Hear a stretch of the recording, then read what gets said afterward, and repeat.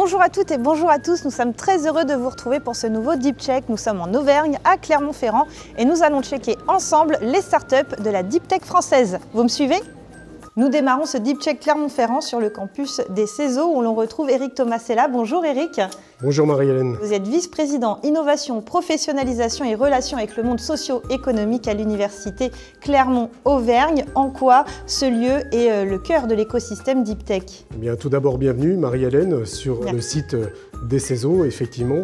Donc, l'université Clermont-Auvergne est une université territoriale d'excellence qui est localisée sur 5 autres sites que le campus métropolitain. Nous avons 3 sites dans l'Allier, Vichy, Moulins et Montluçon, un site à Aurillac, dans le Cantal, et un site en Haute-Loire, qui est le Puy-en-Velay. Alors ça représente à peu près 38 000 étudiants, 37 laboratoires de recherche, et nous offrons à l'ensemble de nos étudiants plus de 170 parcours de formation. L'université Clermont-Auvergne, c'est aussi un site et une université qui a été labellisée parmi 8 autres universités, ICIT, pour innovation, société, territoire et économie. Eric, dans quel domaine se développent les startups Deep Tech ici à l'université Clermont-Auvergne? Alors nous avons des startups Deep Tech dans différents domaines. Ça peut être la biologie, la physique, l'ingénierie, mais aussi le domaine de la santé. Donc vous voyez que nous essayons d'agréger vraiment de nombreux laboratoires de recherche ou de collègues qui ont cette volonté entrepreneuriale et de créer des startups, quelle que soit leur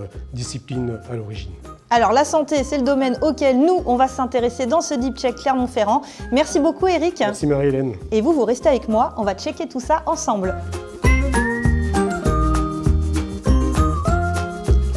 Nous voici à l'Institut Analgesia à Beaumont où l'on retrouve Alice Corteval. Bonjour Alice. Bonjour. Vous êtes directrice opérationnelle de Novesia. Expliquez-nous ce qu'est Novesia. Alors Novesia est une société qui a été créée en 2023, qui est une filiale d'une fondation de recherche qui s'appelle l'Institut Analgesia. Et cette société a pour objectif de poursuivre le développement des projets de recherche de la fondation pour en faire des thérapies numériques à destination des patients douloureux chroniques, thérapies numériques pour lesquelles on souhaite obtenir un remboursement de façon à ce qu'elles soient accessibles gratuitement aux patients qui en ont besoin. Alors, les douleurs chroniques, de quelle maladie parle-t-on et quel impact sur le quotidien?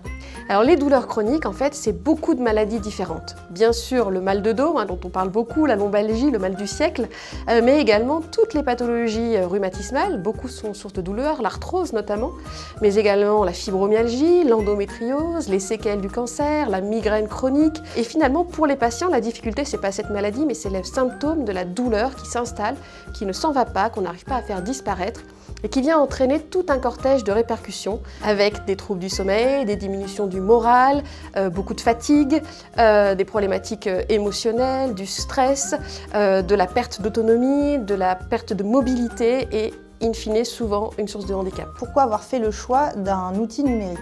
Alors un outil numérique, l'idée c'était de reproduire dans un outil digital l'approche assez innovante des centres de la douleur et qui viennent autour d'un patient agréger une équipe pluridisciplinaire. Et finalement ces approches-là peuvent se numériser et être proposées dans un parcours auprès du patient dans une application et l'aider à la maison à mieux gérer ses symptômes et sa douleur. Merci beaucoup Alice. Merci. Bonne continuation. Retour à Aubière pour le dernier check de ce Deep Check Clermont-Ferrand. Nous sommes à l'incubateur Buzy et l'on retrouve Bruno Védrine. Bonjour Bruno. Bonjour. Vous êtes le fondateur d'Oncosema, c'est une start-up Deep Tech à mission engagée sur les questions du cancer. Votre expertise, c'est la biopsie liquide. En quoi ça consiste ? Alors la biopsie liquide, ça consiste à aller regarder en fait la phase liquide des cancers solides, comme par exemple le cancer du côlon. Et en fait, on va rechercher les cellules cancéreuses qui s'échappent de la tumeur primaire, qui rentrent dans la circulation sanguine et qui après s'en échappent pour aller former des métastases partout dans l'organisme. Qu'est-ce que ça change pour le parcours du patient ? Alors pour le patient, ça va être un test qui sera beaucoup plus prédictif et beaucoup plus suivi en temps réel que les tests actuels, puisqu'on va pouvoir réaliser par exemple une prise de sang tous les 15 jours ou tous les mois pour rechercher les cellules cancéreuses, et au lieu de faire un scanner après 3 mois ou 6 mois de traitement. Alors aujourd'hui, ces biopsies liquides, à quoi servent-elles et à quoi serviront-elles demain ? Alors aujourd'hui, essentiellement, elles sont utilisées en fait plutôt aux États-Unis pour suivre l'évolution et le caractère agressif des cancers chez les patients qui sont déjà au stade métastatique.